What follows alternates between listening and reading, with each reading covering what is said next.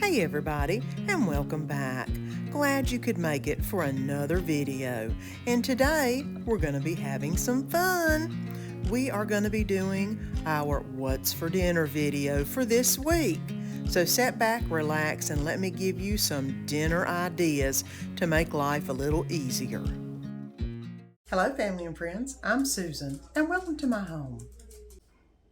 Hey everybody, it's Susan here, and welcome back. It is Monday night, and I thought we'd have, again, something that is on the Italian theme, some fried ravioli. Instead of frying them in oil, I'm going to be air frying them. So they're a little bit healthier, because Danny and I need to eat as healthy as we can. But other than that, I hope your Monday has gone well. And let me put this ponytail up so we can get to cooking. Let's get started on the air fryer toasted ravioli.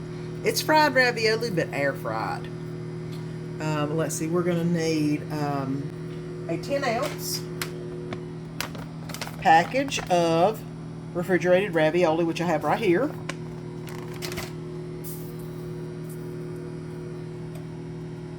One cup of Italian breadcrumbs, which I have right here. 3 eggs beaten, which I've got them sitting over here till I can get them beat. A half a teaspoon of garlic salt. 3/4 cup of Parmesan cheese, which I have this, and I also have this to put on the plate to make it look pretty. And then of course marinara, which I have right here, and I think I'm gonna have some Mexican corn, which I know is completely not quite right, but I'm gonna do some corn too. So we've got everything ready to go. I'm heating up the water in the microwave because it says that you need to microwave in a medium-sized bowl, water until boiling, and then drop the ravioli in it for 5 minutes and then drain. So that's the part I'm at, and I'm about to do that, and then we'll come back and I'll show you what's going on next. Now put the water in the microwave for 3 minutes until it got to where it's nice and steaming. I'm going to go ahead and put the ravioli into the bowl of water. It says to leave them in there for about 5 minutes. I guess that's to warm them up. I don't know. Because they really don't need to be cooked. And I'm going to move these around a little bit so they all get submerged. Okay. There they all. They're all in the hot water. I'm going to go ahead and set a timer for 5 minutes. And then I'm going to get everything mixed up in the different bowls, and we'll start with the assembly line. And I have 1 cup of the Italian breadcrumbs and half a cup of Parmesan cheese. I have 3 eggs that I have whisked with a half a teaspoon of garlic salt. And then what I'm going to do is I am going to basically dredge the ravioli in the egg, in the breading, and then get it ready and put it in the pan to get ready to put into the air fryer while it's heating up. Let's start dredging. The water is still a little bit warm, but all I did is warm it up inside. So I am going to put it in the egg wash, and then it says to press it in the breadcrumbs. So that's what I'm going to do. Try to shake a little bit of excess off and then put it in the air fryer.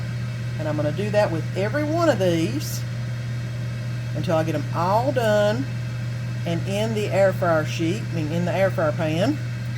And then we'll get it put in the air fryer, which is already ready for us. So I'm going to go ahead and get these all dredged and get them in.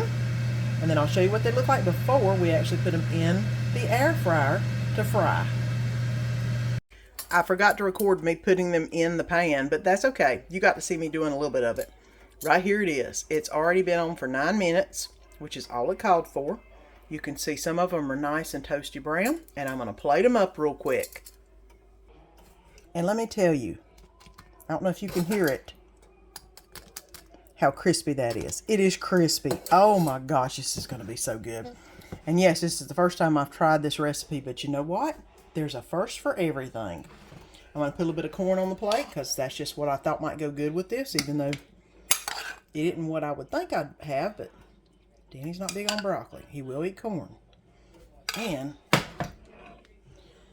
I've got to put some dipping sauce in it. I wish I had a little bit bigger ramekin, but I can always refill it. There we go. All right. Let me go ahead and put a little bit of this pretty Parmesan on here, because you know, that's what makes it pretty. Okay, and then of course a little bit of Parmesan on that.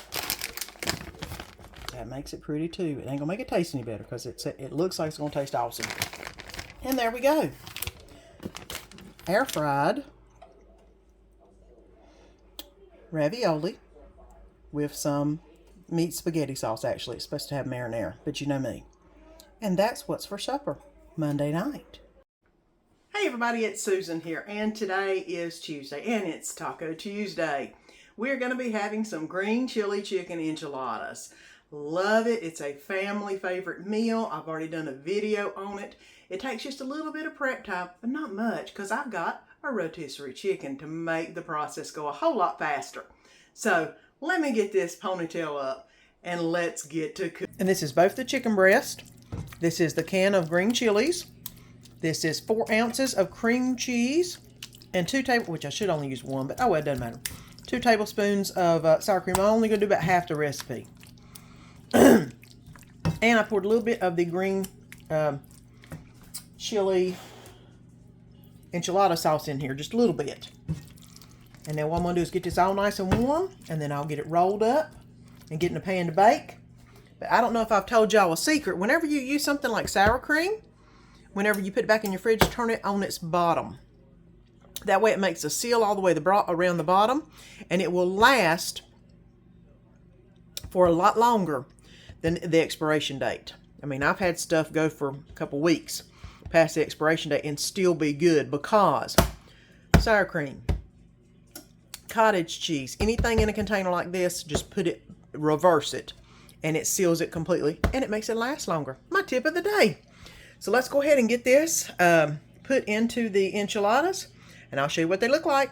And the oven is on 350. It's already preheated. I'm going to pour half of this, since I'm only doing half, over the top of the green chili chicken enchiladas. Trying to make sure I've got everything covered.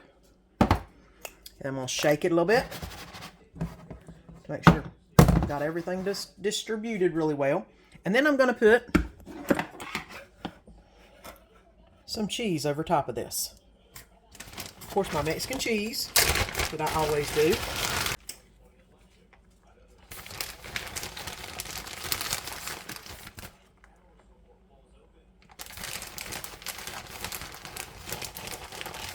I put a pretty good amount of cheese because it just tastes really good with cheese on it.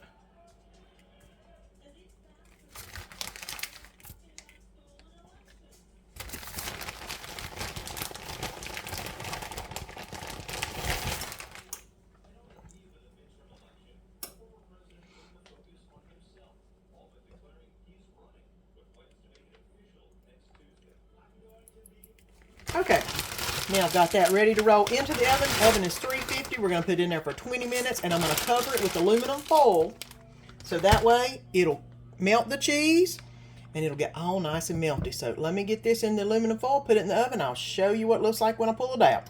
And here is the green chili chicken enchiladas. Y'all know we don't like them brown. We like them nice and cheesy and gooey. So I've got to figure out where everything is so I can get it served up in the plate.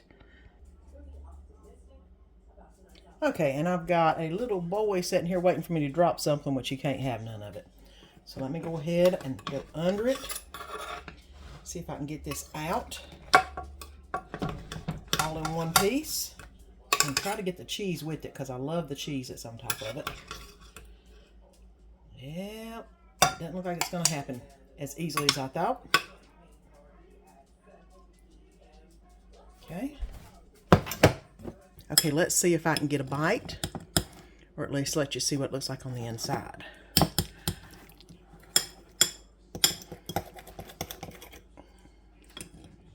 The best thing with these is to let them cool off a little bit, because they are, like anything that's hot and cheesy, you need it to solidify a little bit before you take a bite of it. And let me get 2 hands on this. Okay, and that's what the inside looks like. And this is what a bite looks like. with cheese on it, and I bet you it's hot as I'll get out.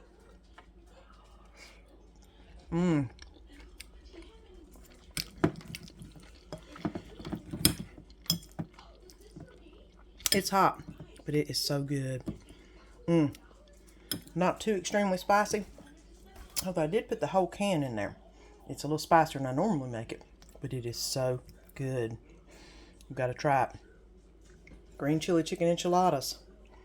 Look at that. So good. Hey everybody, it's Susan here, and welcome back. It's hump day, so it is time for some quick and easy Wednesday night food. I'm going to put some pork chops in the marinade for about 30 minutes, and Danny has requested some mac and cheese. We'll see if I can find some. I think I do have some somewhere. And other than that, we'll see what else I happen to drum up. So come on along. My ponytail's already up.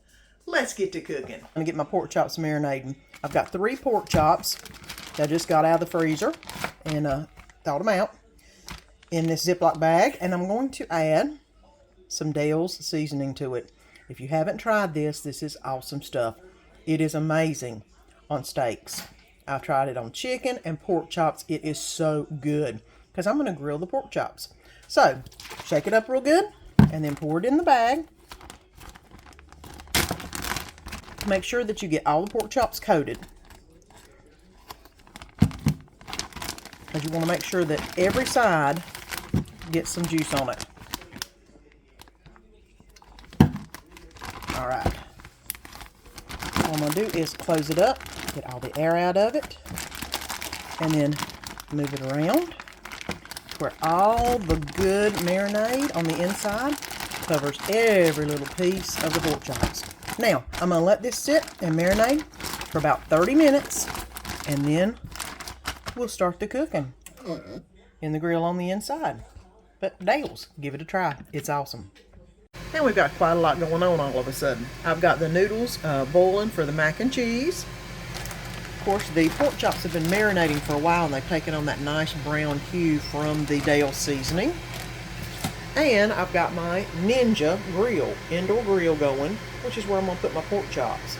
So as soon as the grill gets heated up, I put the pork chops on, and we'll get everything finished up for tonight's supper. The grill is ready. I don't know if you can see, it is smoking. It's so hot. I'm going to put the pork chops on real quick. I'm going to let them do about 2 minutes on each side. I don't think it'll need much more than that. There we go.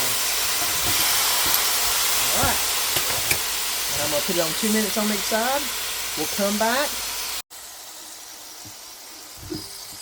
Alright. Go ahead and give Danny one, give me one, and put one to the side, because you know, that'll make some good lunch for tomorrow. Let's go ahead and get the mac and cheese going. And here it is. Look at all that juice on that pork chop. Oh, and it is so good. There's the mac and cheese Danny wanted. And of course, here's my plate.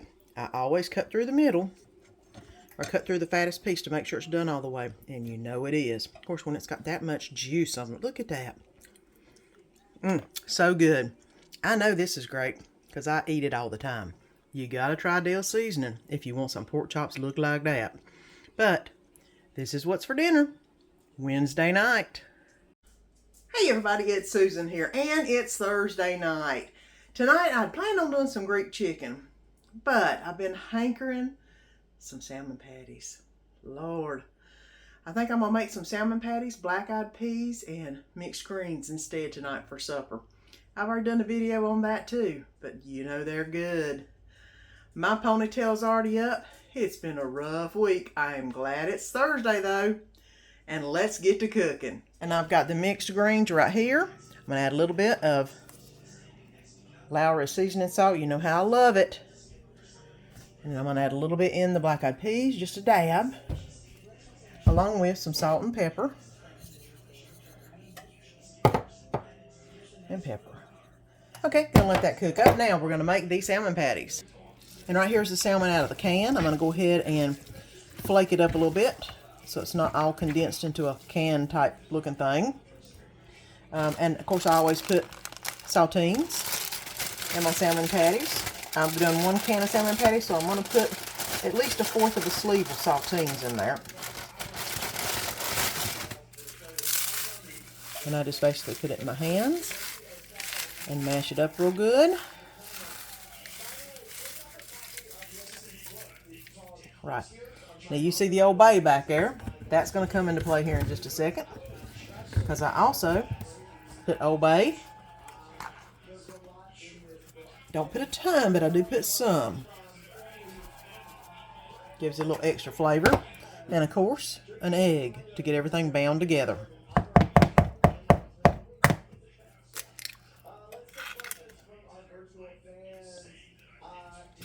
Okay. And now I'm going to basically just mix it all together.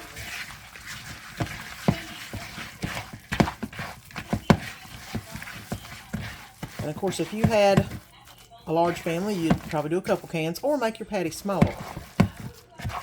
It's just Danny and I. So I like to make a big patty. And that looks about right.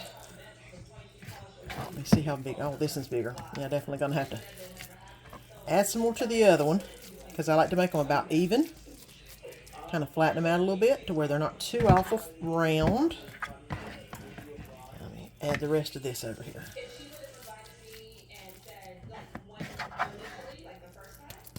Okay, I've got both the patties made. Now let's get them into the oil once it gets hot enough. Now I'm going to gently put the patties into the oil. And they're sizzling just a little bit. That probably could have been a little bit hotter, but that's okay because it's going to stay in there for a little while. And I'm going to put them on for about 3 to 4 minutes on each side. I'll come back in about 3 minutes and check and see how they are, and then flip them. So I'll see you back in a little bit. It's actually been about 4 to 5 minutes on each side, not just 2 or 3. Because I didn't have it on high. I wanted to get everything cooked at a nice slow rate. But it's time to plate up the salmon patties. Okay, and there's the salmon patty.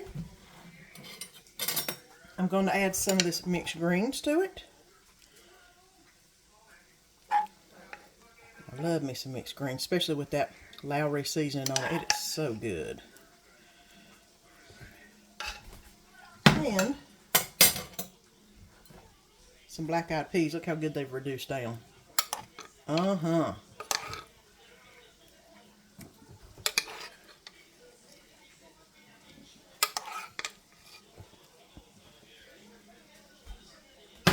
A little bit of salt and pepper on top. Black-eyed peas, there you go.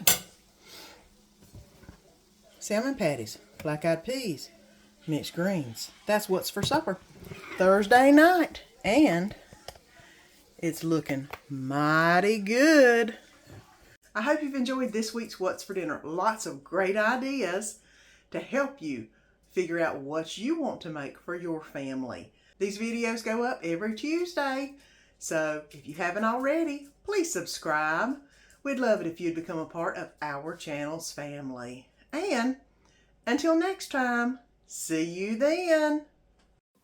Please like and subscribe. Follow me on Instagram or Pinterest and comment on these videos. And let our family be a part of your family.